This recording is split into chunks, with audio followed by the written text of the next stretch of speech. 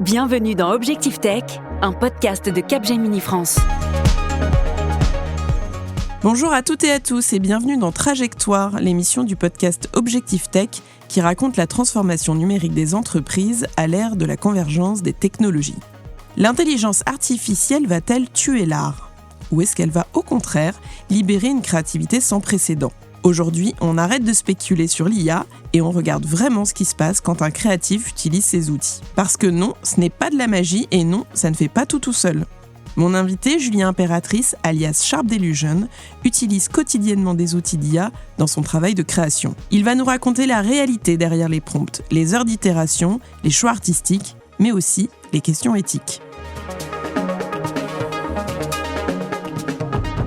Trajectoire, une émission présentée par Delphine Le Garlès. Bonjour Julien et bienvenue dans le podcast. Bonjour Delphine. Est-ce que avant qu'on commence, tu peux te présenter un petit peu ? Bien sûr, donc je suis Julien Impératrice et mon projet artistique donc c'est Sharp Delusion.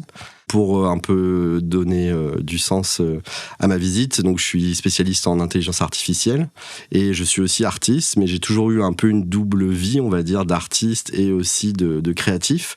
Donc j'ai travaillé pendant une vingtaine d'années dans les industries créatives, que ça soit dans des studios de production, dans des agences de publicité ou à la télé aussi, où j'ai travaillé chez Eurosport et chez Netflix. Mais j'ai toujours aussi un peu une passion sur le côté artistique, donc j'ai été DJ pendant pas mal d'années. J'ai parcouru même pas mal la planète en mixant un peu partout, de Londres à Montréal, en passant par la Chine et la Corée. Et j'ai eu une nouvelle passion, donc il y a quelques années, qui est l'intelligence artificielle. Et je me suis lancé corps et âme donc dans cette nouvelle passion. Et j'ai monté donc depuis 3 ans le projet Sharp Delusion. Pour commencer, je te propose qu'on débunk un peu les idées reçues autour de l'IA. Bien sûr. Est-ce qu'aujourd'hui, il suffit d'appuyer sur un bouton pour avoir un visuel parfait ? Alors, non, pas du tout. L'IA, du coup, c'est pas du tout quelque chose où on appuie sur un bouton et que c'est magique, c'est plutôt vraiment un outil. Et c'est quelque chose aussi qui permet de vraiment révéler un peu sa pensée créative. Donc, en fait, elle crée rien vraiment par elle-même, hein. Il faut vraiment avoir une intention, il faut vraiment donner quelque chose pour recevoir quelque chose d'intéressant. Si l'intention n'y est pas et si la vision est floue, derrière, le résultat le sera aussi. Avant même d'ouvrir l'outil, c'est comme toute démarche créative. Il faut vraiment une idée, une émotion, passer par de la conception et aussi avoir un peu de la direction artistique, donc avoir le goût pour la lumière, la matière, la narration. Et du coup, il y a tout aussi un travail de craft, comme toute création, hein. Et ça passe par la maîtrise de plusieurs outils. Donc pour commencer à l'IA, en fait, il y a quand même une grosse learning curve, entre guillemets. Il faut vraiment passer beaucoup de temps derrière les outils, apprendre à comprendre en fait comment les paroles, enfin les mots qu'on écrit sont interprétés. Après, il y a aussi toute une phase d'exécution, hein, donc au niveau de la composition, de la retouche d'image, de la colorimétrie. L'IA n'est pas magique, hein, c'est vraiment un métier entre guillemets. Et c'est souvent aussi ce que j'ai vu à travers mes formations, parce que je forme pas mal de personnes aussi à l'IA. Et c'est qu'on se rend compte que souvent, les gens sont quand même assez perdus au début. Ils pensaient que c'était facile, mais au final, c'est très complexe. Et ils sont souvent un peu perdus. Donc c'est vraiment un métier. Et je pense que ceux qui déjà baignent un peu dans l'image et la création, se retrouvent plus facilement dans l'IA parce qu'il y a toute une démarche un peu artistique derrière tout ça. Finalement, ça peut faire gagner du temps, l'IA, mais en fait, il faut passer quand même beaucoup de temps avant que ça nous fasse gagner du temps. Et donc, on comprend bien que l'IA ne travaille pas toute seule. Est-ce que tu peux nous décrire comment, toi, tu travailles au quotidien avec l'IA ? Est-ce que tu l'utilises plutôt dans de l'idéation, de l'exploration ou dans la production finale ? C'est quoi un peu, en fait, comment tu l'intègres au quotidien ? En fait, moi, j'aime vraiment utiliser l'IA sur les deux pendants, on va dire. Donc, il y a le pendant imagerie, donc création d'images, et il y a le pendant aussi LLM, donc tout ce qui est mots et ChatGPT, donc et Claude par exemple. Et en fait, j'utilise maintenant l'IA un peu dans les deux sens. Tout d'abord parce que pour élaborer des prompts, souvent il y a des choses assez complexes ou des structures en fait de données, de paragraphes on va dire, à élaborer. Et donc souvent avec les LLM, ça nous permet aussi d'avoir assez une gymnastique pour pouvoir aller travailler plusieurs structures de prompts. Et aussi en termes de narration, il est intéressant de travailler avec les LLM pour construire aussi un peu sa pensée, mettre un peu de l'ordre, l'organiser et aussi travailler donc toute une structure de mots et de narration et d'histoire. Et donc voilà, je l'utilise vraiment un peu des deux côtés en ce qui me concerne. Et tu l'utilises pour te challenger aussi ? Bien sûr, oui. Alors, d'abord, souvent, donc j'ai une intention. Souvent, ça passe par une recherche visuelle et aussi par une idée de base. Donc, souvent aussi, surtout par rapport à la vidéo. Surtout, c'est important parce que sur la vidéo, c'est beaucoup plus construit. Il faut avoir une narration. Et dans ce cas-là, c'est vrai qu'il y a une base que j'ai dans ma tête, mais je suis obligé de la poser par écrit, puis après de la retravailler. Et c'est vrai que les LLM, en ça, est aussi un superbe outil pour pouvoir bien structurer et de trouver aussi des alternatives et de tester plusieurs formules de prompt pour après pouvoir les tester en images et voir ce que ça donne. Du coup, l'IA, pour toi, c'est un amplificateur de créativité ? Est-ce qu'elle a transformé ta façon de penser visuellement ? Est-ce que ça a permis d'imaginer des choses que tu n'aurais pas imaginées avant ou que tu n'aurais pas pu créer avant, par exemple ? Alors oui, alors pour 2 raisons. En fait, il y a une chose qu'on aime bien avec l'IA en général sur les créateurs d'IA, c'est que l'IA provoque beaucoup d'accidents en fait qui peuvent être vraiment intéressants. Il y a des hallucinations aussi qui peuvent être intéressantes. Donc d'un côté, oui, elle permet du coup d'exploiter des accidents et aussi des idées qu'elle peut nous renvoyer par rapport à ce qu'on lui donne.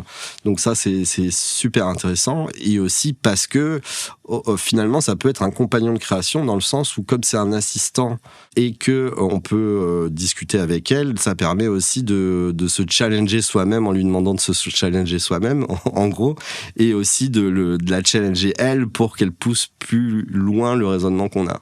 Donc c'est ça aussi qui est super intéressant, c'est que ça permet de faire un ping-pong dans les 2 sens un peu et d'aller chercher quelque chose de plus profond. Ouais, c'est l'échange qui est intéressant et qui est enrichissant. Ouais, très intéressant, ouais. Si on parle maintenant du monde de l'art, dans le monde de l'art contemporain, comment elle est perçue l'IA aujourd'hui et est-ce que c'est encore un sujet de polémique ou finalement ça va devenir un outil comme un autre ?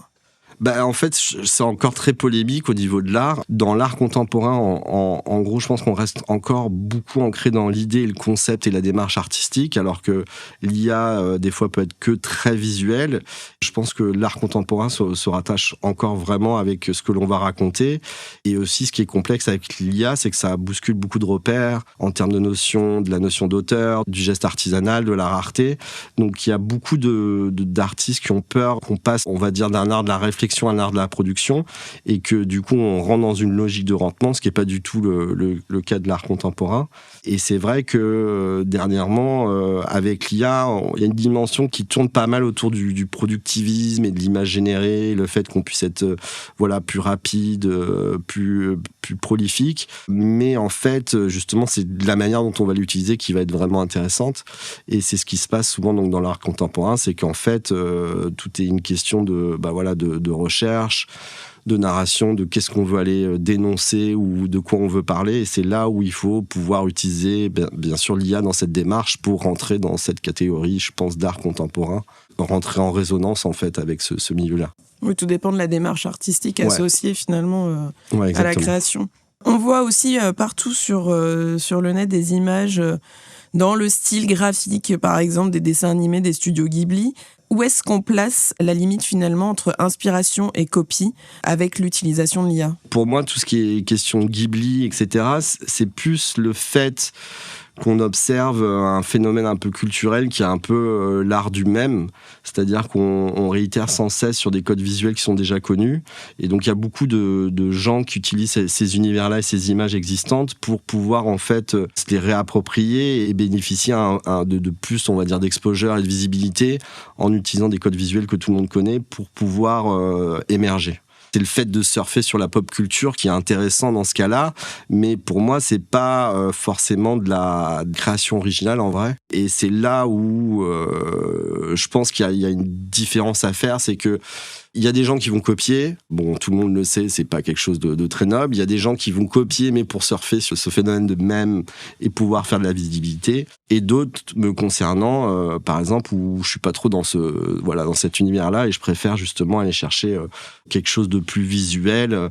Et c'est ce que j'essaye de faire avec Sharp Division, quitte à être moins visible et à perdre en impact immédiat, parce que voilà, c'est un peu les codes on va dire, de la viralité en ce moment, mais voilà, c'est plus d'avoir une vraie démarche, d'explorer aussi des territoires visuels un peu qui me sont propres et qui sont pas forcément très connus. Oui, et puis ça rejoint finalement le sujet que tu mentionnais avant, c'est le sujet autour quand même des droits d'auteur, qui est quand même très lié au sujet art et IA, ou art et création graphique encore aujourd'hui. Je pense qu'on va pas tout tout régler aussi vite. Oui. On sait que l'IA est peut-être biaisée ou peut reproduire des stéréotypes de société. Est-ce que pour toi, c'est une limite dans l'utilisation de ces outils ou comment justement tu dépasses cette limite ? C'est un très très bon point. Je pense que c'est vrai que de toute manière, l'IA reproduit les stéréotypes et honnêtement, même moi, je pense que des fois, je les reproduis moi-même avec l'IA ou même moi-même sans, dans ma démarche. Mais je pense que c'est pas vraiment la faute de l'IA dans le sens que l'IA en fait reflète ce que nous on lui donne et elle s'est nourrie de ce que nous on crée. Et là, la vraie question, donc, c'est la responsabilité créative. C'est le fait de comment on va être vigilant justement sur ces points-là pour apprendre à repérer ces stéréotypes et à créer autrement. Et en fait, c'est vraiment là à nous d'être vigilants, de pouvoir discerner, de corriger un peu ce regard, parce que nous-mêmes, on est conditionnés un peu par toutes ces images qu'on voit et le flux d'images, surtout sur les réseaux sociaux. Et ça, c'est un peu le vrai danger, en gros, c'est de se laisser absorber, anesthésier, uniformiser par tout ce qu'on voit.